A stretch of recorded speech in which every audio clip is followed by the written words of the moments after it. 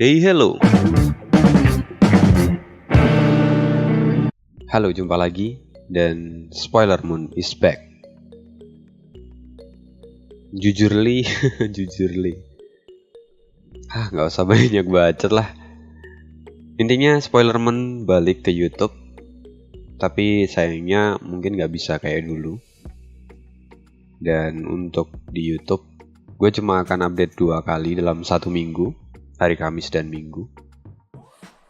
Lalu untuk bonusan itu nanti akan ada di Traktir. Kalau misalnya kalian join di Traktir, kalian bisa mendapatkan value lebih tentunya.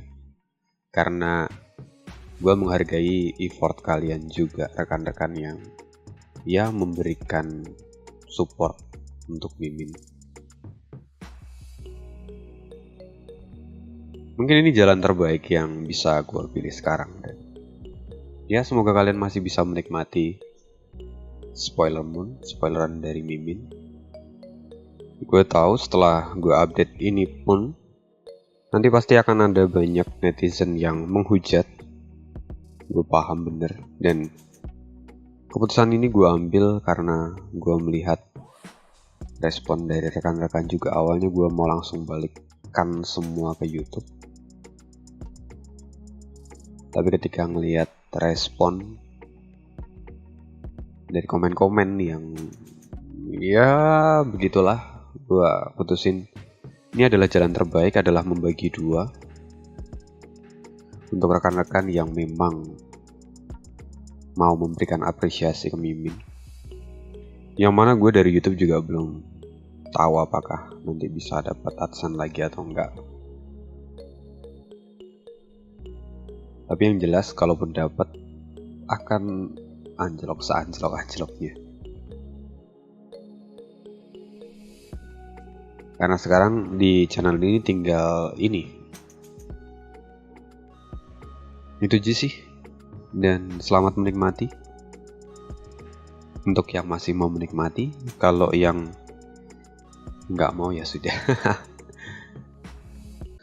Dan itu aja untuk pembukaan di awal ini. Mari kita masuk ke part 116. Di part sebelumnya, kita mendengarkan kalau Zofan secara tidak sadar mengeluarkan jurus pamungkasnya dan menghapuskan para murid dari sekte pengendali binatang hingga tidak bersisa. Bahkan tubuh fisik dari Tetua Lu pun ikut hancur hingga tidak ada bekasnya. Artinya kekuatan penghancur dari Zofan itu sangatlah besar. Tapi sayangnya ini jelas akan melahirkan dendam. Dan di part kali ini kita akan melihat pembalasan dendam dari Tetua Lu pada Zofan. Part 116, part kali ini aneh ambil dari bab 641 sampai dengan 644. Sungguh sangat menyenangkan. Mereka bahkan tidak bisa menuntut kita. Benar-benar wajah mereka seperti telah dilempari tahi. Sungguh memalukan. Kata Yangsa yang kini tertawa lepas setelah kembali dari menghadiri panggilan kedua Supreme.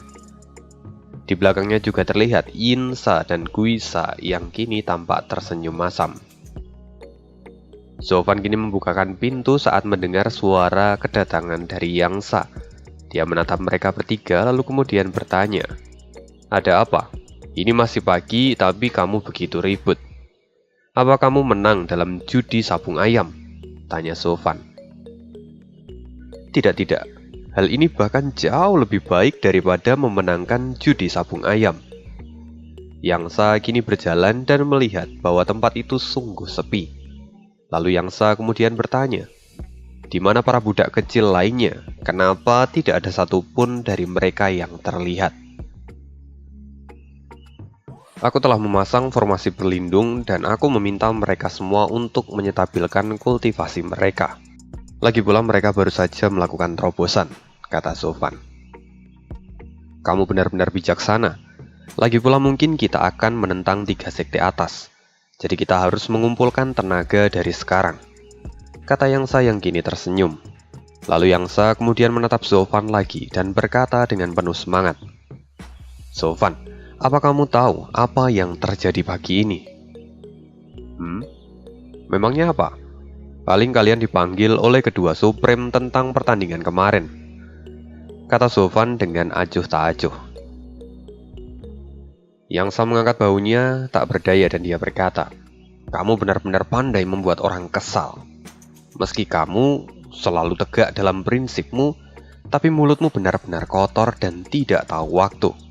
Setidaknya biarkan aku menyelesaikan ceritaku terlebih dahulu. Responmu itu benar-benar membuatku kecewa. Yinsa kemudian dari belakang tertawa dan menepuk pundak Yangsa. Yangsa, kamu tidak perlu mengambil hati. Katakan saja yang ingin kamu katakan.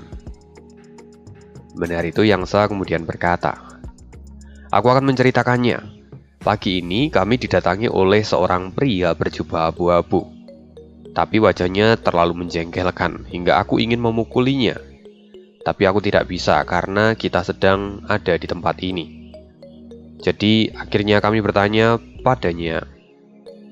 kami pun bertanya padanya, apa tujuan kedatangannya ke sini. Sofan kini melirik tajam Yangsa dan kemudian berkata, tidak usah bertele-tele. Yangsa menghela nafas panjang dan protes, tidak bisakah kau menjadi pendengar yang baik? Aku sedang bercerita, jika kamu menyelanya, cerita ini menjadi tidak selesai. Setelah itu, pria itu datang dan mengundang kami untuk bertemu di pertemuan para tetua bersama dengan kedua Supreme untuk membahas masalah yang kamu timbulkan kemarin. Sofan menatap Yangsa dengan sinis, dan itu membuat Yangsa pun kemudian bergidik. Yangsa kemudian berkata lagi, jadi akhirnya kami pun pergi ke pertemuan para tetua. Di sana ada banyak orang dan tetua dari sekte atas yang kejam ada di sana. Katakan saja intinya, bentak Sofan. Yangsa mengerutkan keningnya dan kemudian dia berkata, oke, fine. Kau memang bukan pendengar yang baik. Jadi intinya seperti ini, kami akhirnya bertemu dengan kedua Supreme. Lalu tetua lu mengajukan keberatan pada apa yang sudah kamu lakukan. Jadi kalian bertemu dengan kedua Supreme secara langsung? Yangsa mengangguk dan kemudian berkata, benar, karena ini adalah masalah yang cukup sulit dipercaya. Akhirnya kedua Supreme pun datang ke TKP dan melihat bekas kejadian perkara. Setelah menimbang semuanya dan atas kesaksian dari para tetua yang menjadi juri, semuanya akhirnya diputuskan bahwa itu adalah kecelakaan.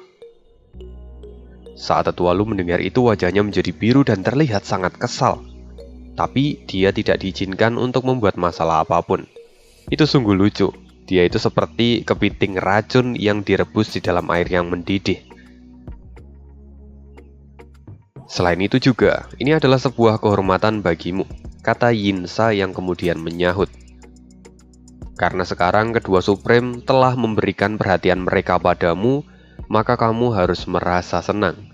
Bahkan mereka itu sampai datang ke arena untuk mengeceknya secara pribadi. Yinsa kini berjalan dan menepuk bahu dari Sofan.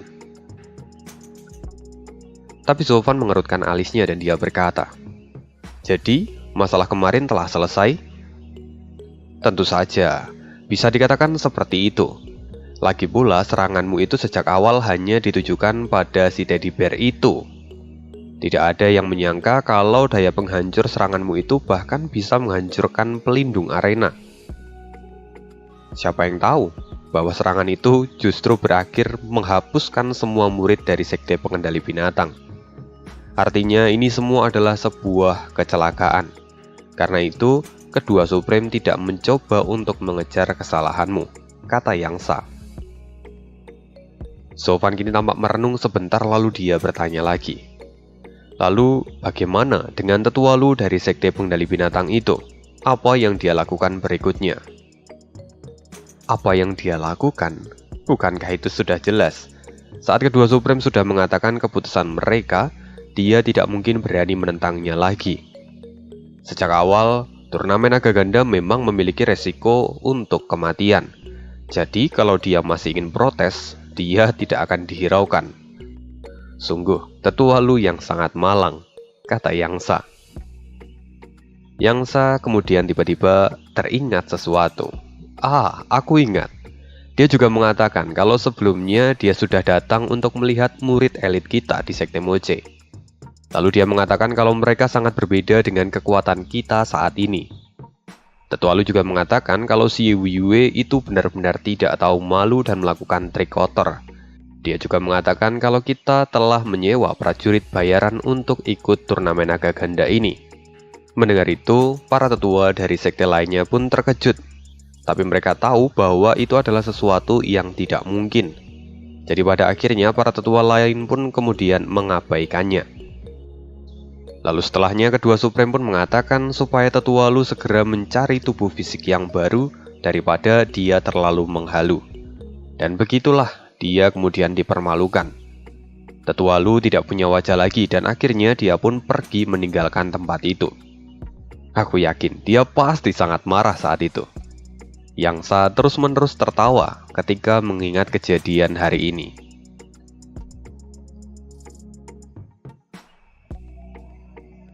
Kini mereka berempat masih tampak ngobrol, sampai sebuah suara tiba-tiba terdengar dari pintu luar. Sofan, ini gawat. Suang Er telah diculik, kata seorang gadis yang datang dengan buru-buru. Keempat orang itu menoleh dan mereka bisa melihat gadis cantik jelita yang kini berlari ke arah Sofan. Gadis ini tidak lain adalah Yongning yang kini sudah tumbuh lebih dewasa ya. Yang Sa mengerutkan keningnya dan dia berkata, "Hei, bukankah gadis bau ini adalah orang yang pertama memberimu ucapan selamat begitu kamu keluar dari arena? Lalu, apa hubungannya gadis yang diculik itu denganmu? Lagi pula, memangnya siapa yang berani melakukan kejahatan di tempat ini? Apa dia adalah orang yang bodoh?" kata Yang Sa dengan raut wajah yang tidak senang. Sofan pun tampak curiga, lalu kemudian dia menatap Yongning dan berkata, "Ada apa? Bicaralah secara perlahan." "Sofan, ini sungguh gawat. Sebelumnya kami dijebak oleh sekelompok orang dari negara lain. Suang Er sekarang mencoba menghentikan mereka dan memintaku untuk segera lari dan meminta bantuan. Dia pasti telah tertangkap sekarang. Ini sungguh gawat," kata Yongning sambil menangis. Yang Sa dan yang lainnya mengerutkan kening dan berkata, "Siapa yang berani melakukan itu semua di Sekte Shuanglong? Apa mereka tidak takut akan berurusan dengan aturan dari Sekte Shuanglong? Selain itu, kenapa kamu tidak mencari para penjaga sekte? Dan kenapa kamu harus berlari ke tempat ini?" Yongning kini tampak panik dan kemudian dia mulai menceritakan semua yang terjadi. Dia kini tampak menangis terseduh-seduh dan keempat orang itu terkejut ketika mendengar semua detail ceritanya. Yang Sa kemudian tertawa lagi dan dia berkata, "Kau bicara terlalu banyak, Nona. Saking banyaknya aku bahkan tidak tahu apa maksudmu." Nah, Yang Sa ini adalah tipikal orang yang suka bercerita tapi tidak suka mendengarkan cerita orang lain. Ini orang-orang yang menyebalkan. "Baiklah, aku mengerti. Ayo pergi sekarang," kata Sofan sambil mengangguk. Yang Sa terkejut ketika mendengar ucapan dari Sofan lalu dia berteriak, "Hei, masalah ini terlalu aneh. Apa kamu benar-benar mau pergi? Bukankah ini sudah jelas adalah sebuah jebakan?" Namun kini Sofan telah melesat dan terbang ke langit. Dia menghilang dalam sekejap mata. Yang Sa masih ingin menceramainya, tapi dia sudah dicampakkan begitu saja. Yin Sa dari belakang kemudian menepuk bahu dari Yang Sa dan dia berkata, "Tidak masalah, lagi pula anak itu jauh lebih pintar darimu. Dia pasti bisa memecahkan masalah ini lebih baik darimu. Jadi kamu tidak perlu khawatir." "Tidak, bocah itu terlalu sembrono. Dia seharusnya tahu kalau dia sedang dipancing untuk masuk ke mulut serigala. Tapi dia masih saja memilih untuk pergi. Dia sungguh tidak kenal rasa takut," kata Yang Sa yang kini wajahnya tampak kesal. Kini, Yin Sa dan Gui Sha hanya bisa menghela nafas panjang dan berharap akan keselamatan Sofan. Di sisi lain, di tengah hutan yang lebat, terlihat di sana Suang Er sedang tertidur di bawah sebuah pohon yang besar.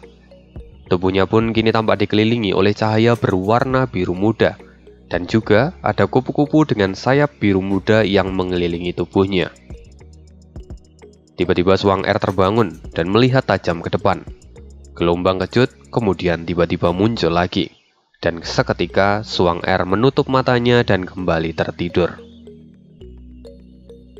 Kupu-kupu yang ada di sekitar Suang Er itu, kemudian dia tampak terkejut, lalu perlahan suara yang akrab keluar darinya. Kupu-kupu itu berkata, "Siapa gadis ini sebenarnya?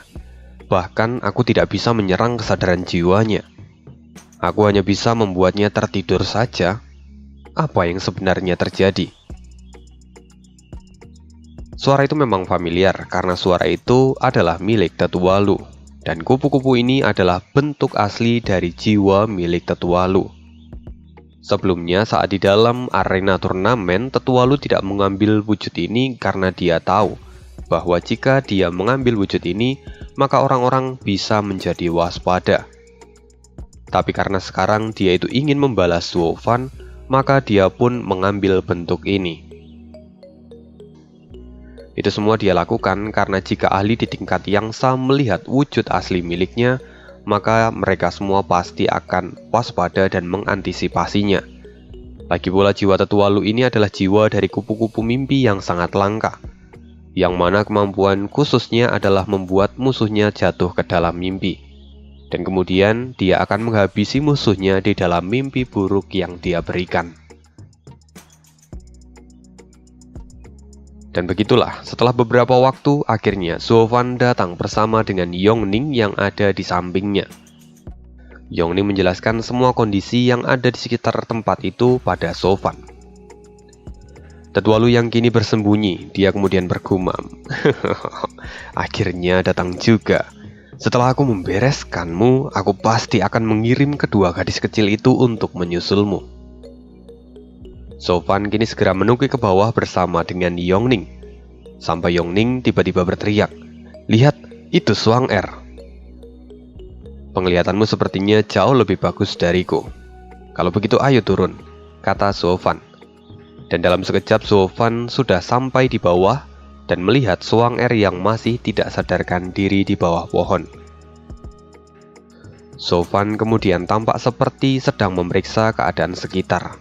Tapi tiba-tiba, gelombang energi berwarna biru menyebar dan menyapu Zuo Fan serta yang ada di sekitarnya. Cahaya biru muncul dan akhirnya keduanya pun mulai kehilangan kesadaran. Zuo Fan memegang kepalanya dan dengan raut muka kesulitan dia berkata, Ini ilusi."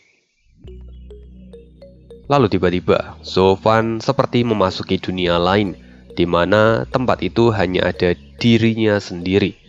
Dan dia melihat ke sekeliling, kemudian berkata, "Sudah kuduga ini adalah sebuah jebakan. Tapi aku tidak menyangka bahwa aku akan dibawa ke dalam ilusi." Kau tahu bahwa ini adalah jebakan, tapi kau malah datang dan tidak merasa takut. Sekarang kau telah memasuki domainku, dan sepertinya kamu benar-benar tidak bisa sombong sekarang, kata Tetua Lu. Mendengar suara itu, Zuo Fan kemudian berkata, Tetua Lu, jadi ini semua adalah ulahmu. Kau benar-benar menggunakan dua gadis kecil itu sebagai umpan. Apa kau tidak merasa malu?" Tetua Lu kemudian berkata, "Memangnya kenapa? Menurutmu semua ini terjadi karena siapa?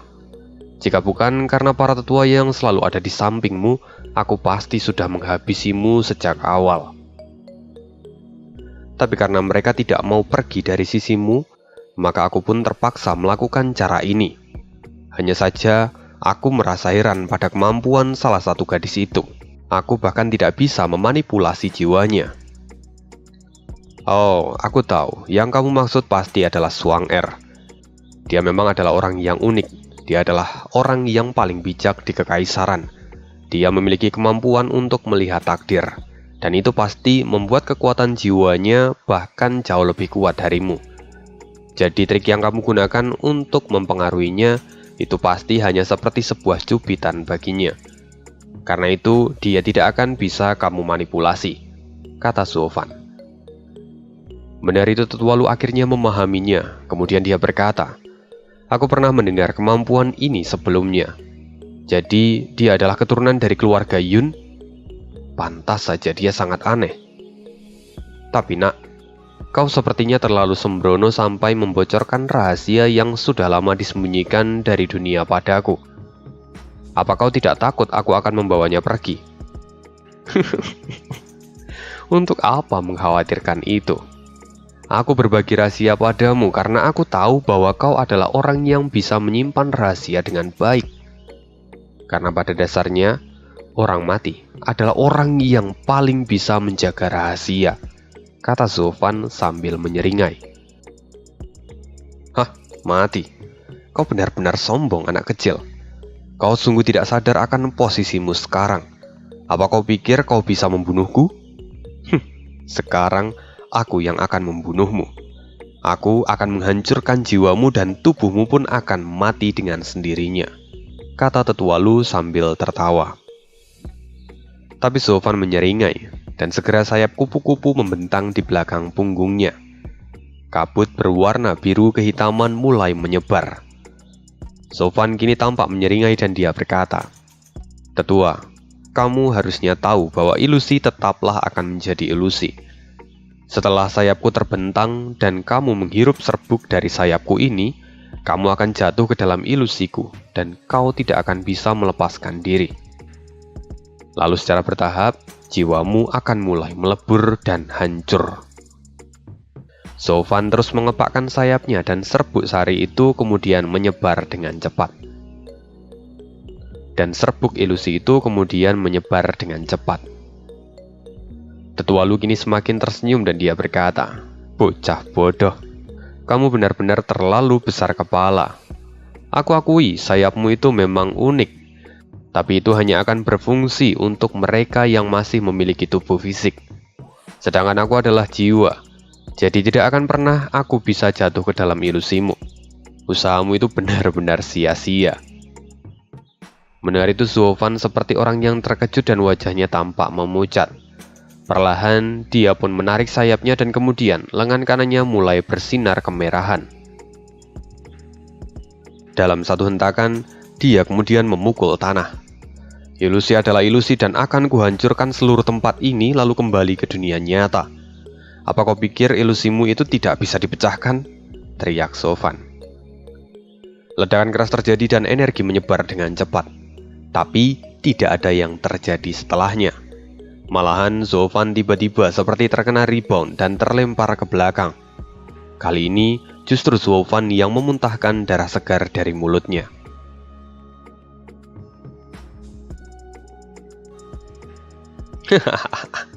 Bocah, bagaimana rasanya melakukan sesuatu yang sia-sia? Tidak peduli sekuat apa dirimu, kau tidak akan pernah bisa keluar dari tempat ini, kata tetua Lu dengan bangga. Zofan menggelengkan kepalanya dan dia kemudian berkata dengan keheranan, "Tidak mungkin. Aku memiliki cukup kekuatan untuk menghancurkan sebuah ilusi besar. Dan seharusnya aku sudah kembali ke dunia nyata. Apa ini? Apa yang harus kulakukan? Apakah aku harus memukul beberapa kali lagi?" Setelah itu Zofan kembali meninju ke arah tanah dan ledakan kembali terjadi. Zofan terpental lagi dan darah kembali keluar dari mulutnya. Kini Zofan sudah melepaskan 3 hingga 5 pukulan, tapi kondisinya menjadi semakin buruk. Melihat hal ini tetua Lu menyeringai dan dia berkata, "Bocah bodoh, kau memang kuat dalam kekuatan fisik, tapi kali ini kau akan mati karena kau tidak akan bisa menghancurkan tempat ini." Segera setelah itu tiba-tiba tempat itu berubah menjadi domain pribadi milik tetua Lu. Genangan darah muncul di bawah kaki Zofan. Dan tiba-tiba suara jeritan keluar dari sana. Perlahan, setiap orang yang pernah Zofan bunuh di kehidupan ini mulai merangkak keluar. Mereka merintih, berteriak, dan kemudian berkata, "Kembalikan hidupku, Zofan! Zofan, kembalikan hidupku!" Zofan melihat itu semua dan ekspresinya masih terlihat datar. Dia mengangkat tangan kanannya dan hendak memukul, tapi tiba-tiba ada yang menahannya dari belakang. Sekarang, orang-orang yang pernah Zofan kalahkan itu mulai bermunculan dan menjadi semakin banyak. Mereka menangkap tangan Zofan kali ini, dan mereka mulai memakan lengan Zofan secara perlahan. Sofan tidak percaya dengan apa yang dia lihat, dan akhirnya dia kemudian berteriak, "Tidak mungkin, ini seharusnya ilusi. Apa ini?" Tetualu tertawa semakin keras dan kemudian dia berkata, "Apa kau pikir ini ilusi? Kalau begitu, kau akan mati oleh karena ilusi yang kamu pikirkan itu." Sofan mulai merasakan rasa sakit dan dia pun berteriak. Perlahan Sofan mulai menangis karena tidak bisa menahan rasa sakit dan rasa takut itu. Sofan mulai diseret masuk ke dalam kubangan darah dan dia mulai tenggelam. Di sisi lain, seekor kupu-kupu berwarna biru muda kini tampak berputar-putar di sekitar tubuh Sofan. Ini adalah dunia nyata. Kupu-kupu itu terus memancarkan cahaya berwarna biru muda dan kemudian tertawa. "Bocah bodoh, kau sudah salah menebak sejak awal, karena jiwaku adalah kupu-kupu mimpi. Jadi kemampuanku adalah membawa lawanku memasuki mimpi, bukan menciptakan ilusi. Jadi meski kamu menggunakan berbagai macam cara untuk keluar dari ilusi, itu tidak akan berpengaruh pada trik dari orang tua ini." Lagi pula di dunia mimpi, aku adalah penguasa segalanya. Bahkan jika kau mengayunkan tinjumu hingga ribuan kali pun, aku tetap akan menang. Lagi pula pukulanmu tidak akan pernah terhubung dengan dunia nyata. Sayang sekali, sekarang jiwamu akan menjadi semakin lemah. Dan saat jiwamu mati, maka tubuh fisikmu pun akan ikut mati. Sekarang putus asalah dan menyesalah karena telah menyinggung orang tua ini. Ini adalah pembalasan atas kematian para muridku. Kata Tetualu yang kini tampak kegirangan. "Sayang sekali. Aku khawatir kau sama sekali tidak punya kesempatan untuk melakukan itu." Sebuah suara tiba-tiba masuk ke dalam telinga Tetualu dan membuatnya terkejut. "Tunggu. Bagaimana bisa kau sudah bangun? Kau seharusnya tidak bisa lepas dari mimpi burukku," teriak Tetualu dengan panik. Sofan perlahan menyeringai dan kemudian dia berkata dengan santai, "Sayangnya sejak awal aku tidak pernah tertidur." Perlahan Sofan membuka matanya dan kemudian dia berkata, "Kupu-kupu mimpimu itu memang jiwa binatang yang langka, bahkan bisa mengalahkan musuh tanpa disadari. Sayangnya kamu bertemu denganku, orang yang secara alami menjadi musuh bebuyutan bagimu." Tetualu terkejut dan dia melihat ke sekeliling. Semuanya masih terlihat normal, tapi bagaimana bisa itu terjadi? Dia kemudian berteriak, "Bagaimana mungkin? Kamu seharusnya masih berada di dalam mimpi buruk yang kubuat." Sofan kemudian berkata, "Bukankah sudah kukatakan, aku sejak awal tidak pernah tertidur. Hanya kau saja yang berpikir bahwa aku tertidur," kata Sofan sambil menyeringai. Tiba-tiba Sofan menghilang dalam sekejap. Melihat itu Tetualu menjadi semakin terkejut dan mencari ke sekeliling. Sampai dia kemudian menemukan sosok Sofan yang kini berdiri di bawah pohon besar. Mata kanannya pun terlihat memancarkan 3 cahaya emas. Selain itu juga Tetualu akhirnya menyadari bahwa ternyata jiwanya itu seperti dikelilingi oleh sebuah selaput tipis, yang mana itu tampak seperti sebuah formasi yang tidak terlihat. Sofan kemudian berkata, "Tahap ketiga mata Dewa Kongming, ruang ilusi." Jadi memang sejak awal, yang ditangkap oleh Tetualu itu sebenarnya hanyalah ilusi dari Sofan, dan semua yang terjadi sebelumnya itu adalah imajinasi dari Tetualu yang diciptakan oleh Sofan sebagai sebuah ilusi. Atau bisa dikatakan bahwa sejak awal Tetualu itu telah masuk ke dalam ilusi milik Sofan dan bermain-main di atas telapak tangan Sofan. Kini Tetualu tampak terkejut dan dia berkata, Ini ilusi? Apa aku terjebak di dalam ilusi milikmu?" Sofan menyeringai dan dia berkata, "Akhirnya kau menyadarinya, orang tua. Maafkan aku, tapi sejak awal aku tidak pernah jatuh dalam tipu dayamu. Kaulah yang sejak awal telah terkurung dalam ilusi milikku. Aku membiarkanmu berpikir kalau semua rencanamu berjalan lancar, dan sekarang kamulah yang akan mati di tanganku. Tetualu kini tampak tidak percaya dan dia berteriak, Tidak mungkin. Kapan kau menemukan tempat persembunyianku? Kau tidak perlu tahu tentang masalah itu, kata Zovan sambil menyeringai.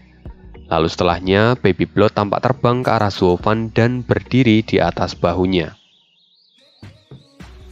Ya, sebenarnya yang terjadi sebelumnya adalah Zovan itu telah mendengar semua cerita dari Yongning, dan dia tahu bahwa ini juga adalah sebuah jebakan. Karena itu, Zovan mengirimkan Baby Blood-nya untuk menyisir area dan menemukan keberadaan dari Tetualu. Karena hal itu juga, Zovan akhirnya bisa selangkah lebih maju dan menjebak Tetualu dalam ruang ilusi miliknya. Dan Zovan kemudian pergi bersembunyi di tengah hutan. Jadi, yang dipermainkan oleh Tetualu sebelumnya itu hanyalah ilusi dari Zovan. Setelah itu, tiba-tiba auman naga mulai terdengar dan bumi pun mulai bergetar. Raungan naga saling bertaut dan ratusan naga segera keluar dari dalam bumi. Mereka terbang ke langit dan meraung dengan penuh keperkasaannya. Melihat hal ini, Tetualu menyipitkan matanya dan dia sungguh dibuat terkejut. Zovan kemudian menyeringai dan dia berkata, Tetualu, mimpi burukmu memang kuat, tapi kamu tidak akan bisa menangkapku. Dengan kekuatan jiwamu yang hanya berada di titik ini, kau tidak akan bisa lepas dariku. Kamu, apa yang kamu lakukan? Kata Tetualu yang kini tampak ketakutan. Zovan kemudian berkata, Aku cuma melakukan apa yang tadi kau lakukan. Sekarang aku akan menghancurkan jiwamu, jadi bersiap-siaplah. Kamu, beraninya kamu. Apa kau lupa ini adalah sekte Shuanglong? Jika kamu membunuhku di sini, kau bisa ditangkap dan dihukum mati. Apa kau tidak takut akan hukuman mati? Kata Tetualu yang mencoba untuk mengancam. Tapi Zovan kemudian berteriak, Tetua, aku muak dengan semua ocehanmu. Sekarang rasakan gigitan naga kecilku. Auman naga menjadi semakin kencang dan segera bergegas ke arah Tetualu. Mereka mulai menggigit setiap bagian jiwa dari Tetualu. Perlahan jiwanya mulai terkoyak dan dia tampak meratap kesakitan. Zovan yang melihat hal ini, senyuman mulai muncul di wajahnya. Meski kini lawan Zovan itu berada di tahap 4 ranah visi dewa, tapi dia bahkan tidak merasa kesulitan untuk melawannya. Ini adalah kekuatan dari jiwa naga surgawi yang sesungguhnya. Kekuatannya memang tidak bisa dibandingkan dengan jiwa naga bumi yang biasa. Dengan begini terlihat jelas bahwa meski Zovan itu masih berada di ranah visi dewa, dia bahkan tidak takut lagi pada ahli di ranah virtual. Memikirkan semua itu, Zovan pun tidak bisa menahan tawanya. Namun tiba-tiba dari belakang terdengar suara. Sepertinya Tetualu ditangkap dengan begitu mudah, bahkan sampai terpojok dan hampir kehilangan nyawanya seperti ini. Tidak heran kalau seluruh murid dari sekte pengendali binatang bisa dimusnahkan dalam satu kali pukulan. Rupanya kalian memang terlalu lemah. Pupil mata Zovan tiba-tiba mengecil karena terkejut. Dia segera berbalik dan melihat sosok pria tua yang memiliki rambut hitam dan kumis hitam. Tanpa Zovan sadari, orang ini sudah ada di belakangnya. Merasakan ada sesuatu yang salah, Zovan segera melepaskan Tetualu dari ruang ilusi miliknya. Dia tahu bahwa pria yang ada di hadapannya ini bukanlah orang sembarangan. Bahkan perasaan yang ditinggalkan oleh orang tua ini sangat mirip dengan perasaan yang ditinggalkan oleh Dan Qingchen sebelumnya. Dia tahu bahwa level mereka itu sudah jelas jauh berbeda. Zovan segera mengangguk dan kemudian dia memberi salam. Salam untuk senior. Dan maaf, siapakah senior ini? Kata Zovan. Belum sempat orang itu menjawab, Tetualu segera bersujud dan berkata, Black Supreme, anak ini telah berani melakukan pembunuhan di dalam sekte Shuanglong. Dia juga bahkan hampir membunuhku jika Anda belum datang. Saya mohon, Anda bisa memberikan keadilan untuk saya dan para murid saya." Zofan mengerutkan keningnya dan dia berkata, "Black Supreme?" Ya, di sini sebenarnya julukan dari orang ini adalah Supreme Jenggot Hitam. Tapi kan jadi agak aneh ya, dan gak enak kedengarannya menurut aneh pribadi. Jadi mari kita sedikit modifikasi namanya menjadi Black Supreme. Tetua Lu kini melihat ketidaktahuan Zofan, dan kemudian dia tertawa dengan suara yang keras. "Bocah bau, kau bahkan tidak mengetahui sosok Black Supreme yang agung. Seharusnya kau malu pada dirimu sendiri. Beliau adalah salah satu dari 2 sosok Supreme yang ada di tempat ini. Beliau dikenal dengan julukan Black Supreme dan memegang puncak kekuatan di seluruh benua ini. Beliau adalah tetua agung dari Sekte Shuanglong." Mata Zofan menyipit. Dia tidak menyangka bahwa seorang tetua agung akan datang menemuinya secara pribadi. Apalagi latar belakangnya yang merupakan orang nomor 1 di seluruh benua. Black Supreme kini melihat Zofan yang tampak terkejut, lalu dia berkata dengan santai, "Anak kecil, kamu tidak perlu panik. Aku datang kemari bukan untuk menghukummu. Justru sebaliknya, aku datang kemari karena aku ingin menyelamatkanmu. Hanya saja, sayang sekali, kau bahkan sepertinya tidak butuh bantuanku." "Apa?" Tetua Lu terkejut mendengar hal itu. Kemudian dia buru-buru berkata, "Black Supreme yang agung, tapi anak ini telah melanggar aturan dalam turnamen naga ganda. Ini bisa menjadi masalah yang besar. Bagaimana bisa Anda justru diam?" Kilatan cahaya dingin melintas di mata Black Supreme. Dia menatap Tetua Lu dan kemudian berkata dengan suara dingin, "Tetua Lu, apa kau menjadi buta karena sudah tua? Kau sudah mengikat 2 gadis kecil ini. Apa kau tidak tahu siapa mereka? Tindakanmu ini sudah berlebihan dan kau telah melanggar banyak aturan di dalam Sekte Shuanglong.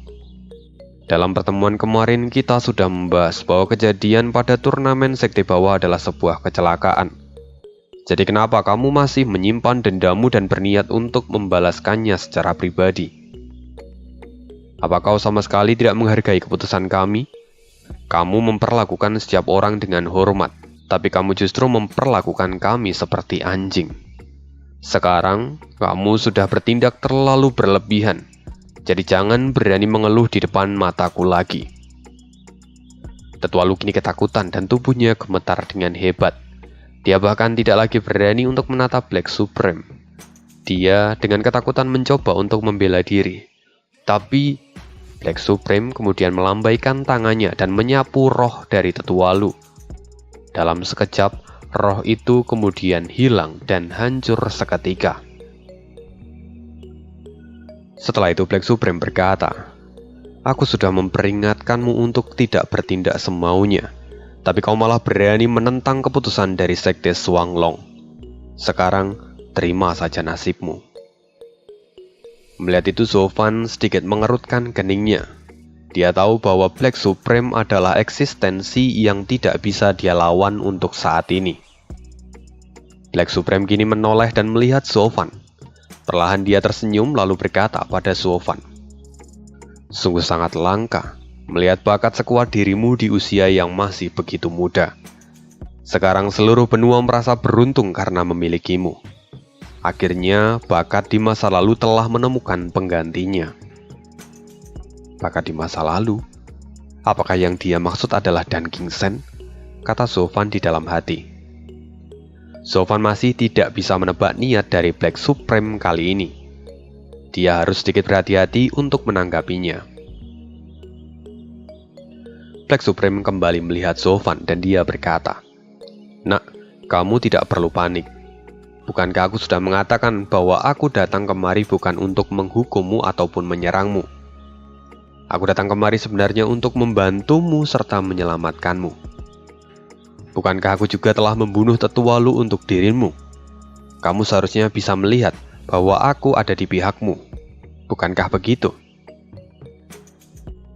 Zofan masih menaruh rasa curiga di dalam hatinya. Lagi pula dia tahu bahwa tidak mungkin seorang petinggi akan datang dan menemuinya secara langsung seperti ini. Belum lagi, Black Supreme adalah orang yang berjalan di jalan iblis.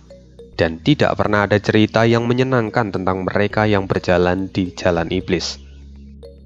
Jadi bisa dipastikan kalau Black Supreme itu pasti memiliki sebuah rencana sendiri. Kini Sofwan perlahan membungkuk dan dia kemudian berkata, "Maafkan atas kelancangan saya, Tetua Agung. Saya ucapkan terima kasih untuk niat Anda karena ingin menyelamatkan saya." Ya, kamu tidak perlu terlalu formal. Meski aku berniat menyelamatkanmu, tapi pada akhirnya kamu sebenarnya tidak membutuhkan bantuanku. Jadi lupakan saja, kata Black Supreme yang mencoba untuk menurunkan kewaspadaan Sofwan. Mendengar itu Sofwan pun mengangguk dan dia kemudian berkata, "Jika memang demikian, maka saya bisa merasa tenang. Dan sekarang, jika Anda tidak keberatan, bisakah saya pamitan pergi sekarang?" Sofwan kini sudah memapah Yongning dan Suwanger dan bersiap untuk pergi. "Tunggu," kata Black Supreme buru-buru. Dia kemudian berkata lagi, "Kenapa kamu begitu tergesa-gesa? Apakah aku menakutimu sampai kamu tidak mau berbincang denganku walau hanya sebentar?" Sofwan kemudian berkata, "Tidak mungkin saya merasa takut karena Anda sendiri yang mengatakan kalau Anda kemari bukan untuk menyerangku, melainkan untuk menyelamatkanku. Lalu sekarang Anda juga telah membunuh Tetua Lu, jadi saya pikir semuanya sudah selesai. Atau adakah hal lain yang Anda ingin saya lakukan?" Black Supreme tidak bisa menahan senyuman di wajahnya dan kemudian dia berkata, "Anak baik, kenapa kamu begitu terburu-buru? Bukankah aku telah membantumu menyelesaikan masalahmu? Bukankah akan tidak sopan jika kamu pergi begitu saja tanpa melakukan sesuatu untukku?"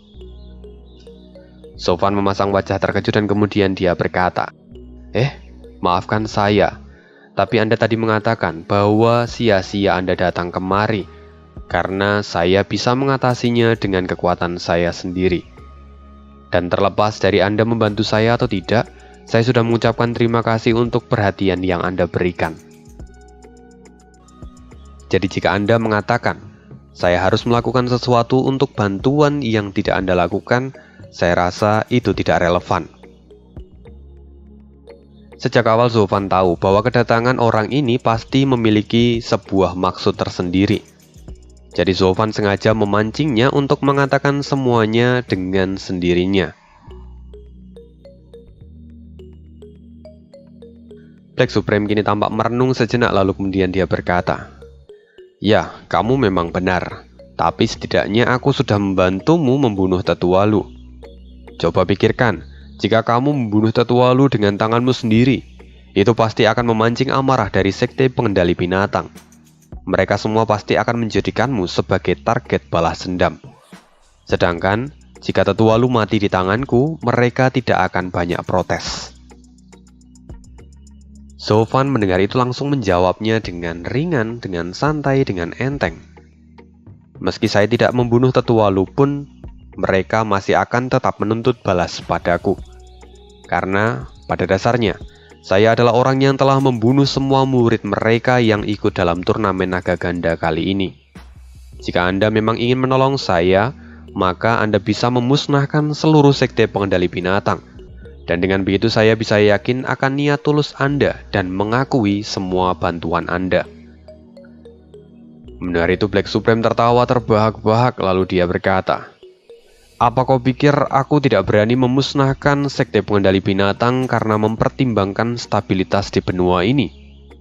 Jika kamu memang mau memusnahkan mereka, kita bisa saja pergi sekarang dan menghancurkan mereka semua." Mendengar itu Sofwan kemudian berkata sambil membungkuk, "Maafkan saya, tapi saya belum bisa melihat ketulusan Anda, karena saya tidak melihat buktinya. Karena itu, saya mohon untuk undur diri." "Tunggu, kembalilah. Aku masih memiliki urusan yang harus kubicarakan denganmu," kata Black Supreme. Sofwan kemudian menoleh dan ada senyuman yang terlintas di wajahnya.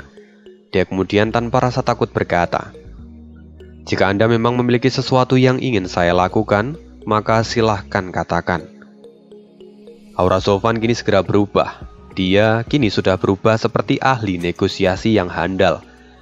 Dia sengaja menciptakan situasi ini supaya Black Supreme itu berhutang budi padanya. Jadi pada akhirnya dia juga akan mendapatkan keuntungan dari transaksi ini. Black Supreme agak terkejut ketika melihat perubahan sikap dari Sofan.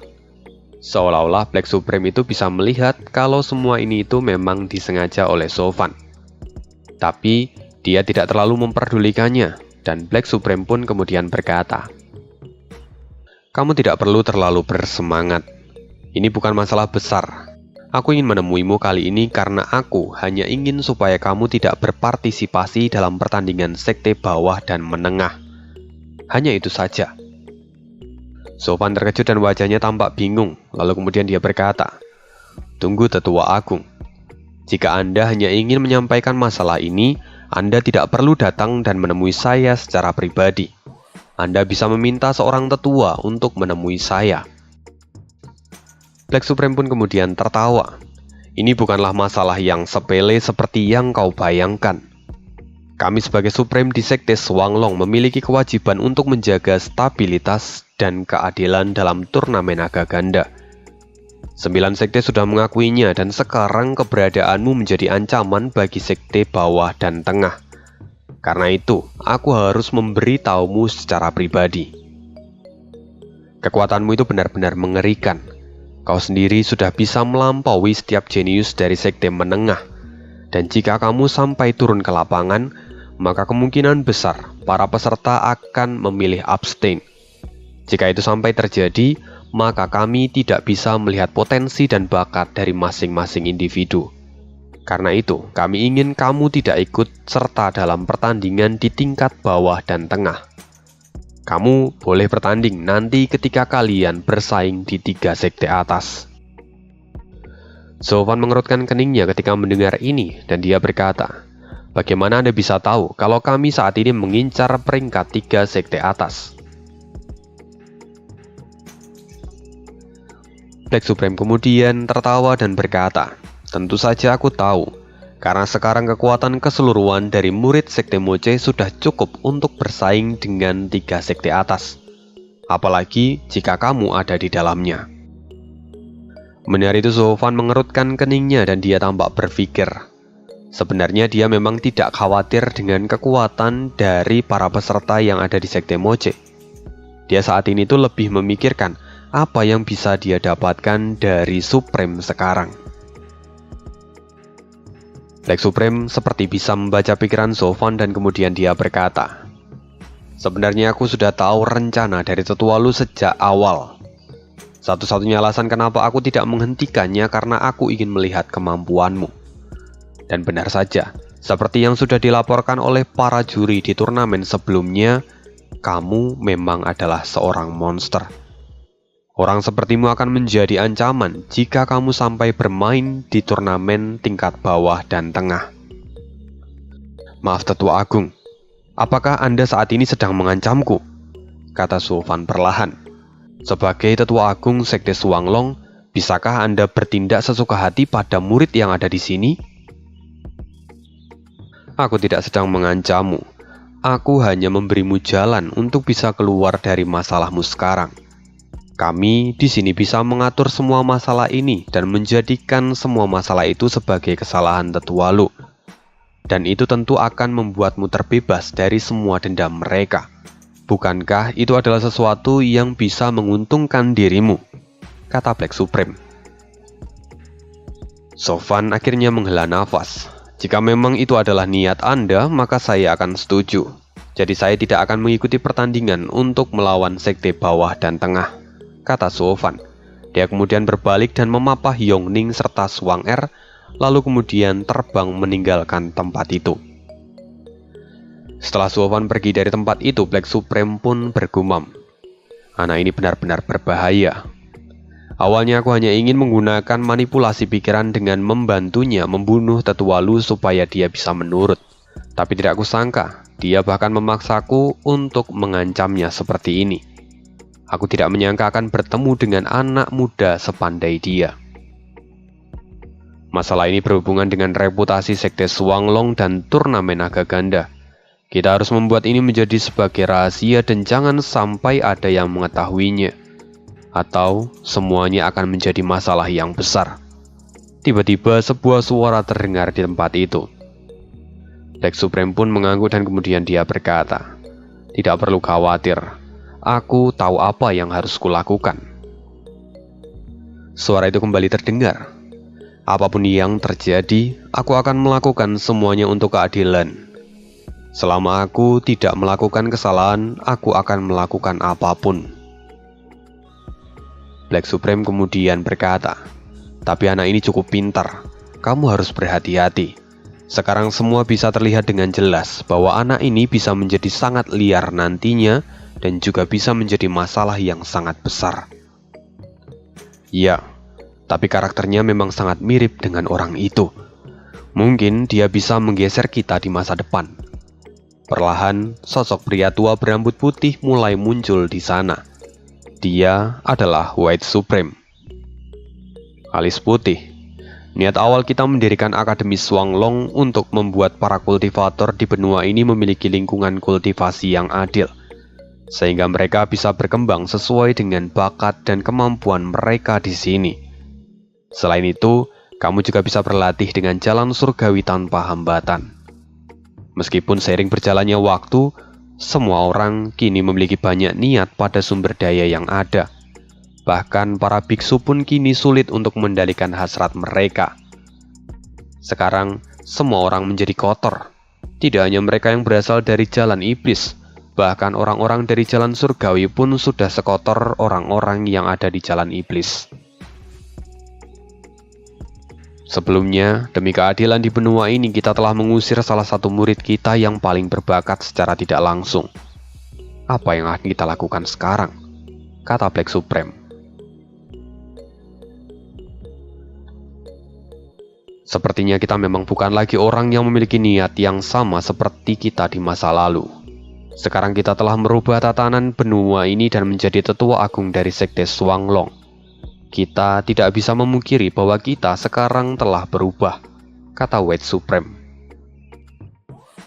Mendengar itu Black Supreme pun mengangguk dan dia berkata, "Ya, kita pun sulit untuk menahan godaan ini. Tidak heran dan King Sen bisa melampaui kita dengan begitu cepat. Bahkan kita telah mengalami kemacetan selama ribuan tahun karena kondisi pikiran kita yang tidak lagi jernih. Mungkin kita harus melakukan sesuatu." Mendengar ini, White Supreme mengangguk. Dia tahu apa yang Black Supreme maksud. Kini mereka telah terjerat dalam urusan duniawi. Karena mereka menjadi tetua agung, mereka menjadi sulit untuk melakukan terobosan. Perlahan, mereka berdua kemudian menghela nafas panjang. Setelah itu Black Supreme kemudian tiba-tiba berkata, "Alis putih, jika memang dan King Sen benar-benar kembali, aku ingin memberikan dia pedang itu dan membiarkan dia untuk mengejar niat awal kita." Perlahan White Supreme pun mengangguk setelah mendengar hal itu. Dan sampai di sini spoileran kali ini lur, dan terima kasih untuk support kalian semua karena sudah mau pindahan juga. Mohon doanya supaya YouTube Ane masih bisa diselamatkan ya. Jadi nanti pada akhirnya bisa kembali upload di YouTube juga. Dan terima kasih juga untuk yang masih nyempetin raktir via Saweria. Di sana kemarin ada Bang Dermawan dan juga Cings. Katanya semangat terus Min. Dan Metnataru ya Min, daripada pusing terus, ayo ngopi. Gantian Ane yang traktir, katanya gitu. Terima kasih banyak. Semuanya Ane yakin semua ini pasti akan berlalu dan semoga semuanya bisa kembali pulih. Itu aja untuk hari ini. Bye.